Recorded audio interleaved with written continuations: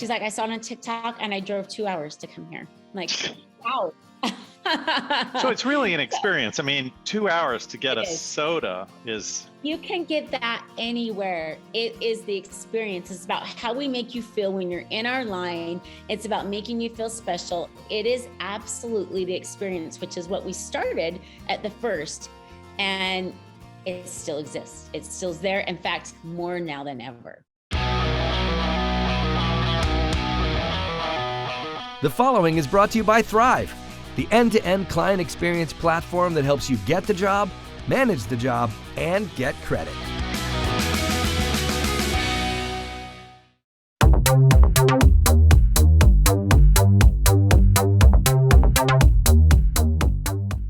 Hey, this is Gordon Henry at Winning on Main Street. And this week we're in for a real treat. We get to spend some time with Nicole Tanner. Welcome to the show, Nicole.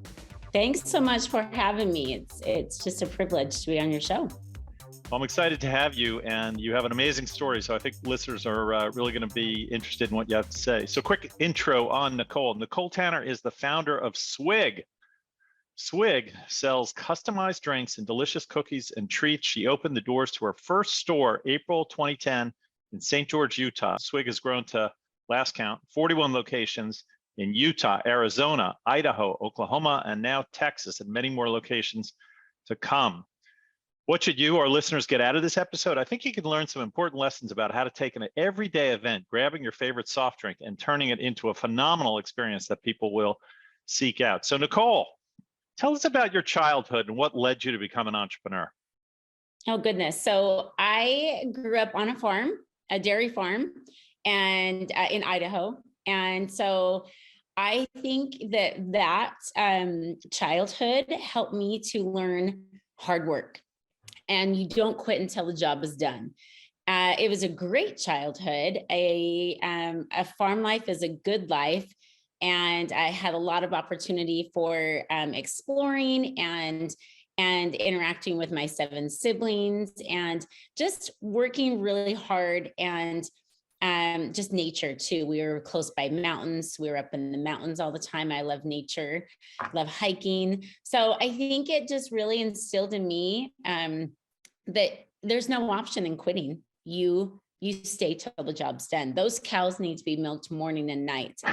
Someone's got to do it. So no day off. You have to, yeah, there's no day off. And honestly, the restaurant business is kind of similar. You don't have a lot of days off. You are day in, day out in those restaurants and those stores. So I think it really instilled in me a good foundation of work hard and you don't quit till the job's done. And what inspired the idea for Swig? Yes. So we would go to Sonic all the time, Sonic Drive-In, and get our Diet Coke with lime because they had the good pebble ice, the good crushed ice. It just makes sure your drink, your soda, whether you drink soda, sparkling water, whatever, it makes your drink just taste that much better. And then at the end, you have some crunchy ice that tastes a little bit like your beverage. So we would go to Sonic all of the time for our beverage. And for me, it was a Diet Coke with lime. And we just kind of thought there's something missing in this market right here, because a lot of times we would wait behind people ordering food, so it would be slow. A lot of times our cups would be kind of greasy or smell like onions or whatever, they were cooking in there. And I just wanted a fountain drink. So, and if I didn't go there, I'd have to go into a gas station and unbuckle my 5 kids out of the car and take them into a gas station, which is really dangerous because they're going to try to pick up everything they can in their chips, candy bars, whatever. So I just thought there's got to be a better way, and in a drive-through line that was very personable. So from the start, I wanted it to be, I see you as a customer. I want to get to know you. You mean something to me. And that's what we tried to create at Swig from the very start. We were sick of being a number in a drive-through line. We wanted to be made to feel known. And I think other people were just like that. And you were thinking, it sounds like you kind of had a problem you wanted to solve, but you thought to yourself, I want to launch a business, and what I'm going to do is just sell soda pop and cookies. Pretty much. The soda pop was the base of it. The cookies kind of came as we were building the menu, there was a great bakery here that sold amazing cookies. And so like, I love a good homemade cookie. I didn't want to bring anything in that didn't taste homemade. I didn't want it to look processed. So, but the Diet Coke was really the base of it all, if I'm being honest. And then we just spread it from there, the menu. But when we started, we did have all the good soda and sparkling water. We had smoothies, just anything drink related. We had energy drinks, but it did start with the love of a good Diet Coke. Yeah. First of all, where did the money come from to launch your first Swig?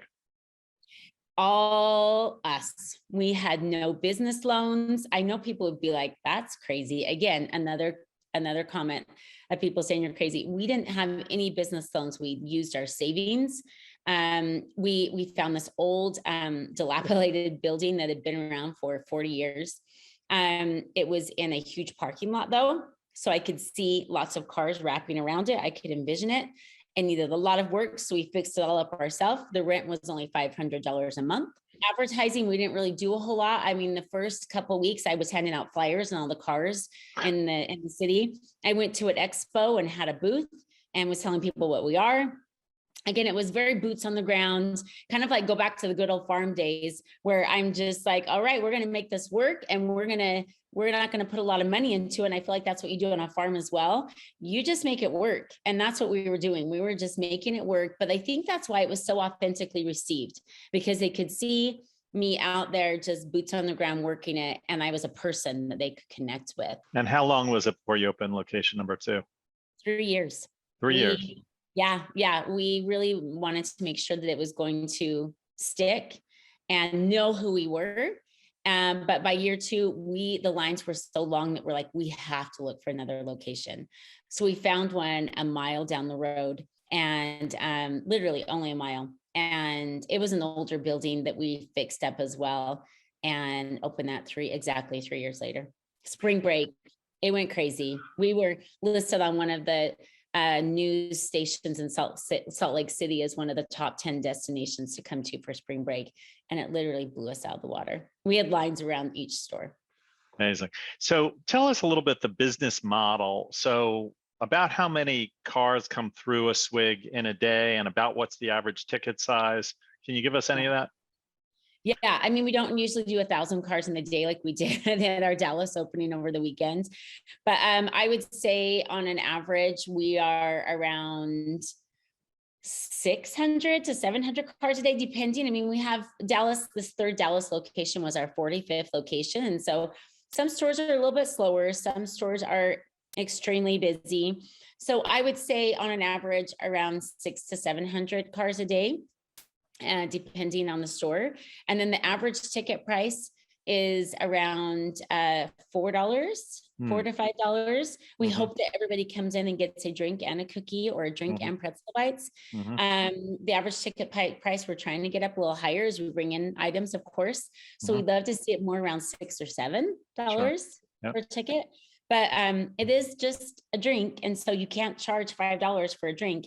I mean, if you do get a 44 ounce, with all the good stuff, you're going to be close to $4. And we do have energy drinks and some higher priced items, but we have boba. So the average though is around $4 to $5.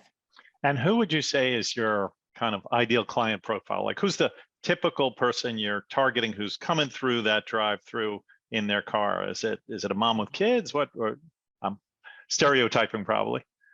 No, that's exactly it. That is exactly it. That's the main base of our customers is that mom with the kids, like the soccer mom, the suburban mom. And I'm one of them. That's why, I mean, now all my kids are grown and I'm a grandma, but yeah, I'm one of those. And so we want them to, bring all their kids or drop off your kids at school and then come get your treat, your drink, whatever that is.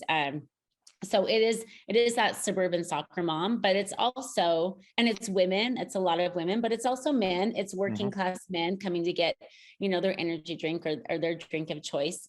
It's college kids. We have several locations by universities. The first location is literally a block from the university here in St. George. So Utah Tech. So we do love our college kids. We have one that's straight across the street from BYU up in Provo. So a lot of college kids, high school kids, but the majority are the soccer mom. Yeah, I was curious. Technology in building such a big empire now, you must have introduced a lot of technology into the business to, first of all, keep track of things, right? There's a lot to keep track. Got to keep track of the inventory and the money coming in and the money going out and so on and so forth.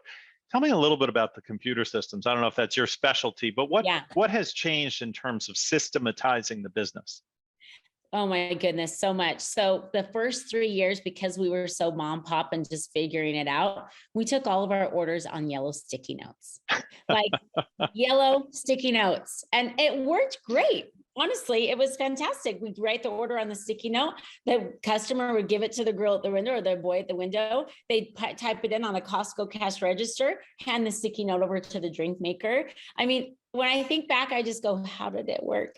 But it did, because we were in it day to day. As you grow, though, you can't micromanage it like you did that one store. So as we grow, you need the technology and the systems to make sure that it grows from point of sales, which is keeps track of all of your sales for the day for each store. And we can see it at any moment on my phone. I can see what this store is selling. What do they need to sell more of? Are they down in cookie sales? Okay, we now need to offer, team members need to offer cookies at every transaction.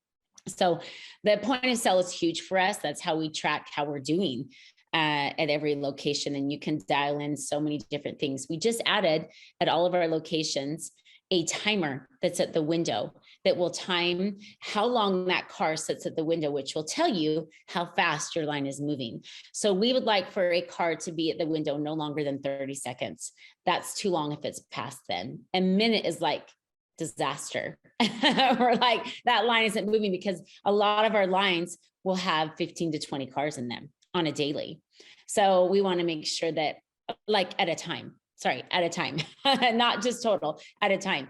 So if we can track how quick it's moving by technology, put at the window by a timer, that's money. That means your line is moving. That means your customers are happy.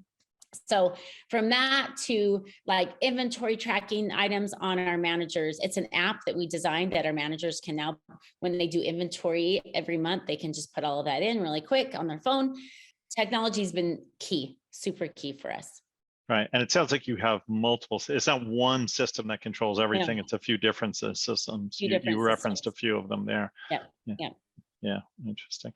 How has social media impacted the business?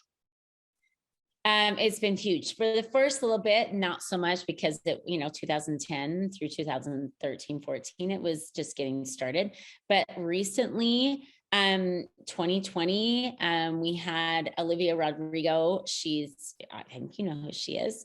She's a pop star. She's super popular, but she came through our store in Salt Lake City, one of them, and she'd heard about Swig, loves Swig. She came through and got a drink, took a photo with our team, put it on her social media. It went viral. Like, everybody was talking about it. And then she posted another time. And then all of a sudden, spring of this last year, we started going on TikTok. Like, dirty soda was viral on TikTok. So we've been doing dirty soda since 2010, but all of a sudden the world is catching on to this dirty soda trend. And it wasn't something that we were promoting. It just all of a sudden started happening. So then we started like going on the TikTok scene as well. We have our own marketing director. And so we started building our followers, and we have a large following now on TikTok. But people were making dirty soda at home. People were talking about it. I got a phone call in May it said NBC Universal on my cell phone. I'm like, do I answer that? Is it a scam? Answered it. It's, hello, this is so-and-so from the Today Show. I'm a producer. Do you have a few minutes? I want to talk to you about dirty soda. We were on the Today Show. So, I mean, social media has been huge, huge, huge, huge. New York Times picked us up. I mean, it's been, I just talked to CBS News on Friday. They're going to do a segment on us in November on their Sunday morning show on Swig and dirty soda. She just wanted to know about dirty soda. I was taking orders in Dallas, and a lot of people, I would say, how did you hear about us? And they're like, TikTok. I'm like, who would have thought? TikTok she's like, I saw it on TikTok and I drove 2 hours to come here. I'm like, wow. So it's really an experience. I mean, 2 hours to get It a is. soda is, You can get that anywhere. It is the experience. It's about how we make you feel when you're in our line. It's about making you feel special. It is absolutely the experience, which is what we started at the first. And it still exists. It's still there. In fact, more now than ever. now you have added to the menu, you've kind of referenced that, but you haven't moved away from the core of the soda and the cookies, right? You haven't added other food groups, and you certainly haven't gotten into cooking really, right? No, and we Cooking never food. will. I will never bring something on the menu that we have to cook and prep in the line, because don't want to slow down that line. And I don't want to go away from kind of who we are. I want to stay true to who we are. And we've added pretzel bites. We've added some salty, savory things, but they are very easily prepped. And so we'll change it up a little bit like that. We've expanded our menu to our sparkling waters and energy drinks. The sparkling waters and water-based drinks have taken off like crazy. So we sell about 30% of our menu. We sell, or 30% of our sales is sparkling water and water-based drinks. It's huge. And a lot of people don't know that. They just think that we're soda, and totally not. We have something for everybody.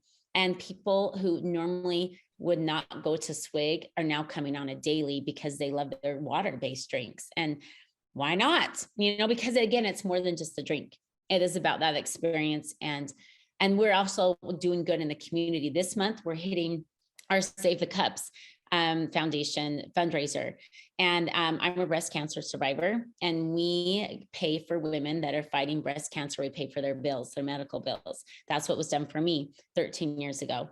So it's very authentic, very organic. It's my story. And now is their story.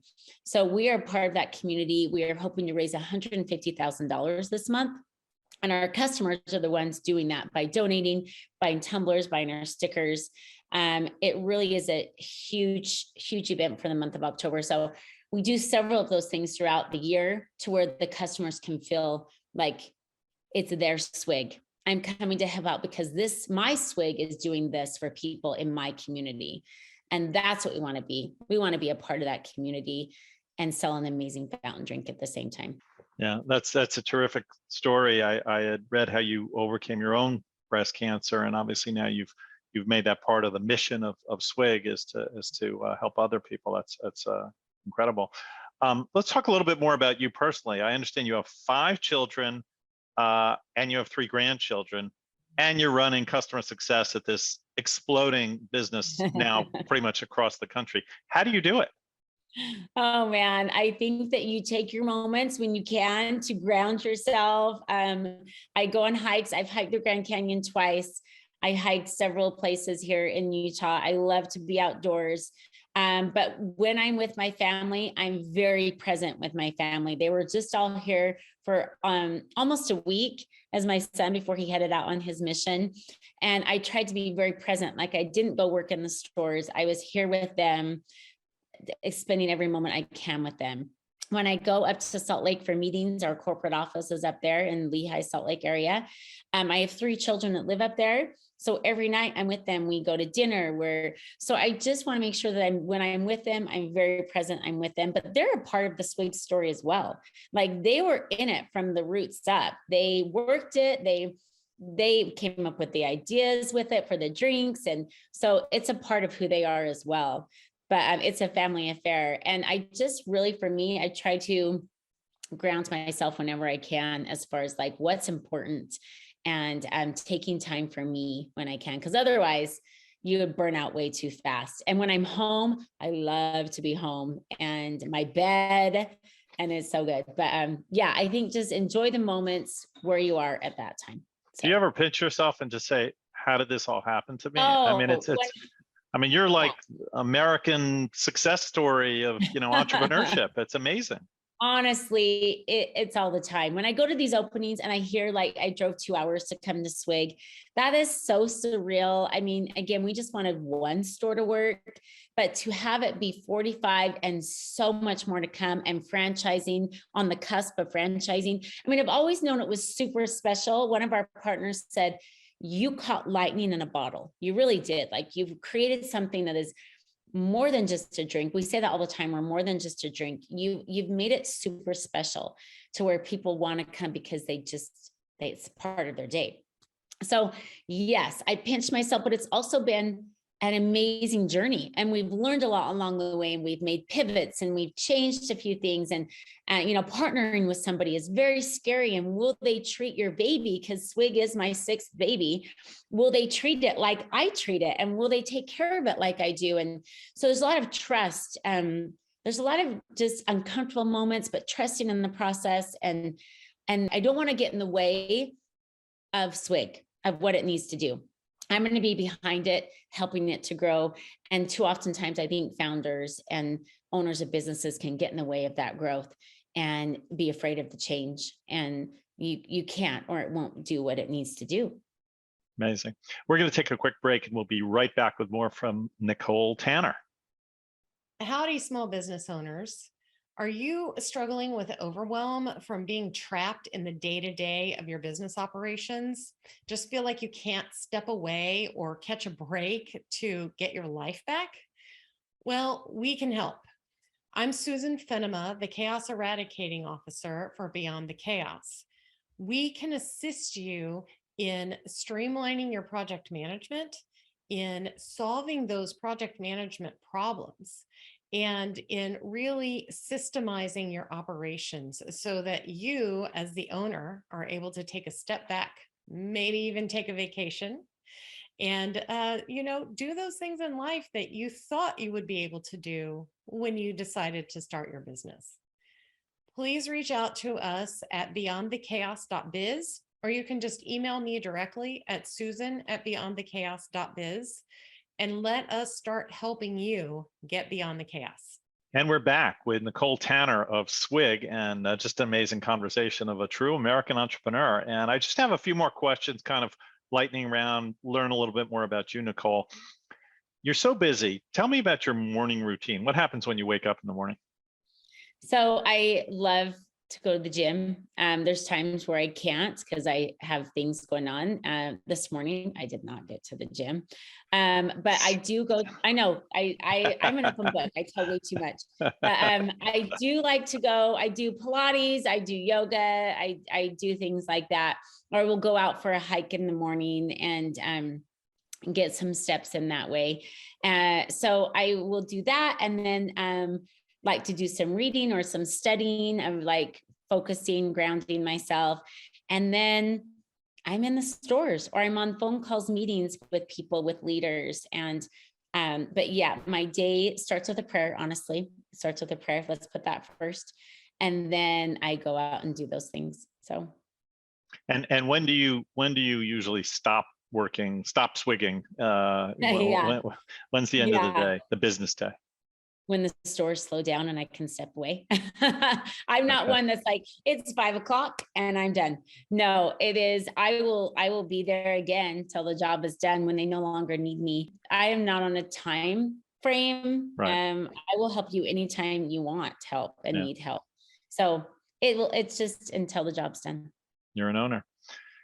Yeah. Tell me, personal mentors. Has there been anybody in particular during your life or career that helped you along the way, who you feel really made you kind of who you became and helped you be such a success? I love positive people who are trying to make a difference out there, and they are making the best out of every situation they can. I want to surround myself with those type of people. So from a podcast to just great leadership is what I look for, and positivity. So I can't in particular name one person, but I think that's who I tend to gravitate to, is like, I want to learn from everybody. Honestly, I want to learn. I can learn something from all of the leaders in my organization. I want to learn from you because everybody has great ideas. So especially if you're positive and happy at the same time. Are there any other companies or any other founders who you've looked at and said, wow, I really admire what they're doing? Anybody out there? Chick-fil-A has nailed it. Like anytime somebody says, wow, this line is moving like a Chick-fil-A line, I'm like, woo, you've done it. Hallelujah. No, they just know how to move a line and they're super friendly. So they get the customer service part of it. And that's really who we are. We are customer service based and we are a superior product with amazing customer service and a fast moving line. That's our 3 core. So if someone says that you remind me of Chick-fil-A, I'm like, yes. And I just love how they've expanded and how they've grown with some of that kind of ownership in each store. They're a franchise, but they're a little bit different. So I love the Chick-fil-A model. Fantastic. You can count on Chick-fil-A. You can count on a great product with a fast moving line.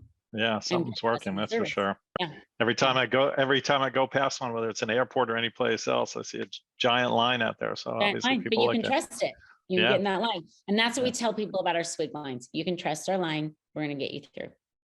Okay, my last question. What do you think other entrepreneurs or would-be entrepreneurs can learn from your experience? I would hope that they would learn to not grow too big too fast. And you don't have to have all the things to start. You just have to start. And you're not going to have it all figured out ever. You will figure it out along the way. Another piece of advice is don't be afraid for change. Change can be good. And it can be exactly what's needed for the company. So lean into it, try it. If it doesn't work, it's okay. You tried it. Go a different route. So all of those things. Be present in your business. No one will take care of it like you do, but then you can also instill that care into all of your leaders. So then they will take care of it like you do, but they won't know unless you show them how and if they see you. Well, Nicole, I really want to thank you for coming on the show. It's just been great to have you here. Such a fantastic story. Thank you so much. Thanks for having me. It was a privilege to talk with you and to share the story. And I want to thank our producer, Tim Alleman, and our coordinators, DeEtte Barnett and Daniel Huddleston. And if you enjoyed this podcast, please tell your colleagues, friends, or family to subscribe, and please leave us a 5-star review. We'd really appreciate it. It helps us in the rankings. Until next time, make it a great week.